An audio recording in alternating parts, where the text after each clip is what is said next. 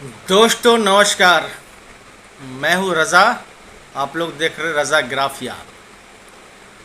प्रशांत किशोर ने आज पटना में एक सम्मेलन बुलाया और सम्मेलन में उन्होंने मीडिया से मुखातिब करते हुए आरजेडी और नीतीश कुमार पर जमकर बरसे हैं।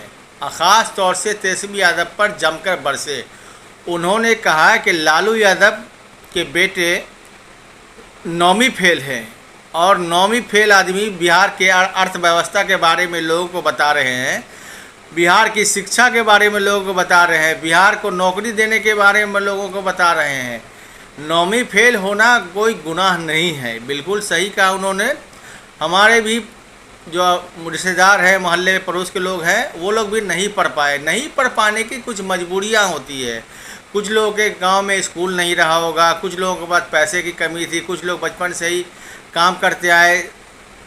तरह तरह की वजह होती है जिसकी वजह से लोग पढ़ नहीं पाते।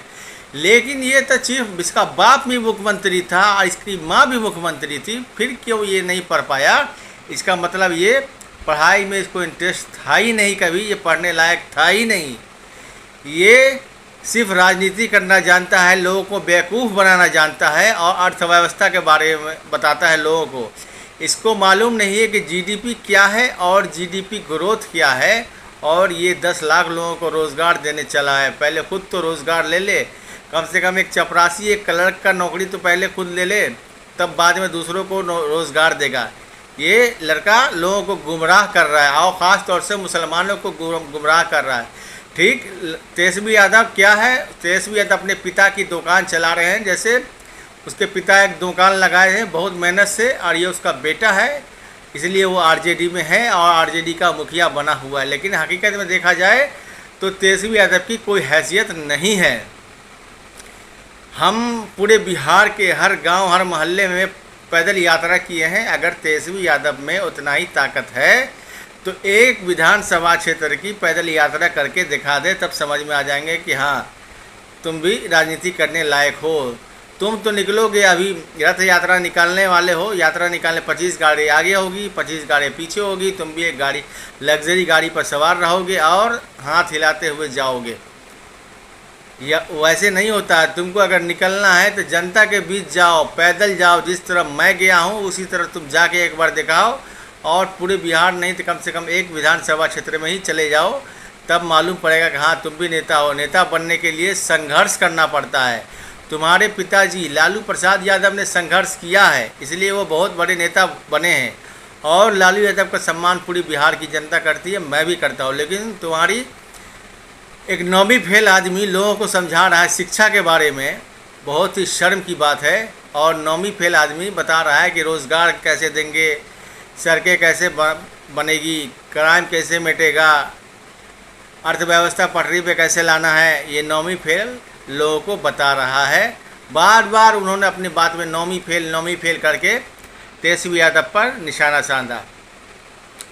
दूसरी तरफ ही आरजेडी का देखिए, आरजेडी की डबल पॉलिसी देख लीजिए कि एक तरफ तो हैना साहब को बुलाकर उन्होंने पटना में लालू यादव और तेजस्वी यादव खुद आए थे मिलने के लिए और मनाने के लिए कि मैडम हैना साहब, आप मेरी पार्टी में आ जाइए, आप जो बोलेंगी सो होगा। आज उनके पार्टी के जो बिहार के प्रदेश अध्यक्ष है जगदानंद सिंह ने सिवान के एक आदमी है जिनका नाम महबूब आलम, न कभी कोई पद पर रहा, न कभी एमएलए रहा, न एमएलसी रहा, उसको उन्होंने बिहार का प्रदेश का महासचिव आरजेडी का बनाया है। बताइए, आरजेडी का महासचिव सिवान के किसी को बना दिया बिना हैना साहब से। अगर हैना साहब से आप ये करना चाह रहे हैं, लाना चाह रहे हैं, तो उनके बिना मशवरे के आपने कैसे बना दिया महासचिव एक महबूब आलम को, जो कभी छोटा से पद पर भी नहीं रहा, न एमएलए एमपी कुछ भी नहीं रहा, आप कैसे बना दिया उसको? और महबूब आलम आके अपना मीडिया के सामने अलग अलग बयानबाजी कर रहे हैं कि हमको बिहार के सारे लोग मुसलमान आरजेडी को वोट देंगे, फुल बहुमत की सरकार बनेगी, हैना साहब भी साथ हैं, मैडम से बात हुई है, तरह तरह की बयानबाजी कर रहे हैं। अरे महबूब आलम साहब, एक चीज़ जान लो, महासचिव और सचिव की कोई वैल्यू नहीं है जब तक आपके पास कोई कुर्सी नहीं है, एमएलए एमपी नहीं हो, या प्रदेश अध्यक्ष कम से कम होना चाहिए, या कम से कम एक ज़िला के ही अध्यक्ष हो जाते, तो आपका वैल्यू रहता है। वो महासचिव व सचिव का क्या ये है यार, कुछ नहीं है महासचिव सचिव। आप मुसलमानों को सिर्फ लॉलीपॉप दिया जा रहा है, जैसा अभी लॉलीपॉप वाला पद आपको दिया है, वैसे ही लॉलीपॉप आप जैसा 50 आदमी को महासचिव बना देंगे। महासचिव की क्या हैसियत है, क्या कर सकता है महासचिव, पार्टी में क्या कर सकता है, कुछ कर सकता है क्या, किसी को टिकट दिलवा सकता है या चुनाव लड़ सकता है? महासचिव की कोई हैसियत नहीं है, सचिव की कोई हैसियत नहीं है। महबूब आलम साहब आगे बोल रहे बिहार के मुसलमान, बिहार के सारे मुसलमान एक एक करके जन सुराज के साथ जुड़ते हुए चले जा रहे हैं। और इस बार बिहार के मुसलमान पूरी तरह से ठान लिया है कि जहां जो भी जीतने वाला होगा उसको जिताएंगे, लेकिन आरजेडी को वोट नहीं देंगे, क्योंकि आरजेडी से बिहार की जनता पूरी तरह से त्रस्त हो चुकी है। और ख़ास तौर से बिहार के मुसलमान जो 15 साल सत्ता में रखे लालू यादव को, लालू यादव तो बहुत गिनाते हैं, मैंने मुसलमानों के लिए ये किया वो किया, ठीक है आपने किया होगा। 15 साल सत्ता का सुख भी भोगे हैं लालू यादव जी, याद रखिएगा। और आपका लड़का भी 2 साल 2.5 साल उप मुख्यमंत्री रहा, 2 बार, एक बार 17 महीना, एक बार और 1.5 साल, लगभग 3 साल के आसपास उप मुख्यमंत्री भी रहा है आपका लड़का। और आप बोलते हैं कि हमने मुसलमानों के लिए ये किया। आपका लड़का उस लायक नहीं है तेजस्वी यादव। जब सारी सुविधाएं उसके पास थी, बाप भी चीफ मिनिस्टर और बेटा भी चीफ मिनिस्टर, तो फिर वो पढ़ क्यों नहीं पाया?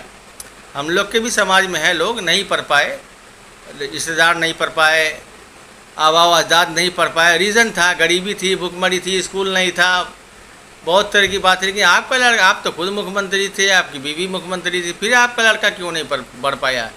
और याद रखिए मुसलमान को आप लॉलीपॉप दिखाना छोड़ दीजिए, क्योंकि मुसलमान अब आपके झांसे में आने वाले नहीं हैं लालू यादव जी। आपके झांसे में मुसलमान बिल्कुल नहीं आएंगे। और इस बार आरजेडी को देखिएगा डबल डिजिट में। अगर है ना साहब, एक ही रास्ता बचा हुआ है और वो भी 99.9% मैं कंफर्म कर दे रहा हूँ, है ना साहब आरजेडी में नहीं जाएंगी। किसी तरह अगर चली जाएंगी आरजेडी में मैडम, है ना साहब, तो हो सकता है आपकी इज़्ज़त बच जाए, सरकार नहीं बनेगी, इज़्ज़त बच सकती है, मुसलमान आपको वोट दे सकते हैं, क्योंकि आपके साथ एक मुस्लिम समाज का थोड़ा वोट पड़ेगा, बाकी यादव समाज भी आपके साथ नहीं है। और जो कुशवाहा समाज को आपने लोकसभा में 8 टिकट दिया था, 8 मुसलमानों को दिया, जिसकी आबादी है 18%, उसको 2 टिकट, और कुशवाहा समाज को आपने 8 टिकट दिया था, तो ये 8 टिकट वाले भी आपको वोट देने वाले नहीं है। याद रखिएगा, सब मुसलमान ही नहीं है, आज भी कुछ मुसलमान है जो आपकी दरी बिछाने के लिए, आपका चादर, आपके लिए ईंटा ढोने के लिए, आपका टेंट लगाने के लिए और माइक पकड़ने के लिए तैयार है। लेकिन कुशवाहा समाज इतना बेवकूफ़ नहीं है, बहुत अक्लमंद समाज है। और मुसलमान समाज को भी धीरे धीरे समझ आ रही है कि लालू यादव और उसका परिवार सिर्फ धोखा दे रहा है। जब एमएलए एमपी बनने की बात आती है, विधानसभा लोकसभा की बारी आती है, तब मुसलमानों को नज़रअंदाज कर दिया जाता है। राज्यसभा की बारी आती है तो हरियाणा से यादव जी को पकड़ के लाया जाता है, उसको राज्यसभा भेजा जाता है। मैडम हैना साहब के लिए उसमें कोई जगह नहीं है। और यही तेजस्वी यादव जी, इतना घमंड हो गया था लोकसभा के टाइम में, इतना घमंड हो गया था, मुकेश सहनी को लेके जा रहे थे तो सोच रहे थे सहनी समाज का पूरा वोट मेरा है। 8 सीट कुशवाहा समाज को दिए थे तो सोच रहे थे कि 8 सीट कुशवाहा समाज का मेरा है, यादव समाज पूरा मेरा है, और मुसलमान तो मेरा बंधुआ मजदूर है, गुलाम है, हमारी दरी बिछाने वाला है, तो ये भी पूरा वोट हमारा ही है, यही समझ रहे थे तेजस्वी यादव।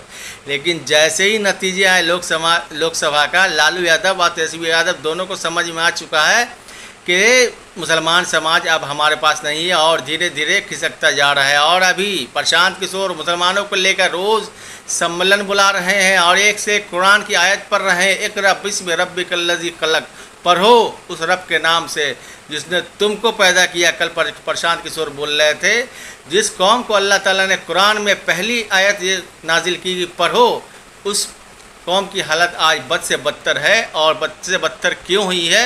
ये आरजेडी और कांग्रेस के लोगों की वजह से ही हुई है। चूँकि 70 सालों से मुसलमान ने या तो कांग्रेस को अपना वोट दिया या फिर बिहार में आरजेडी को वोट दिया, और सबसे बड़ी मुसलमानों की वजह पिछड़ने का यही है कि कांग्रेस आरजेडी की गुलामी करते आए हैं। इसलिए धीरे धीरे देख रहे हैं कि सारा मुस्लिम समाज एक तरफा होकर जन स्वराज की तरफ जुड़ता जा रहा है, और सीमांचल में एक तरफा होकर AIMIM असदुद्दीन ओवैसी की पार्टी के साथ जुड़ता हुआ जा रहा है।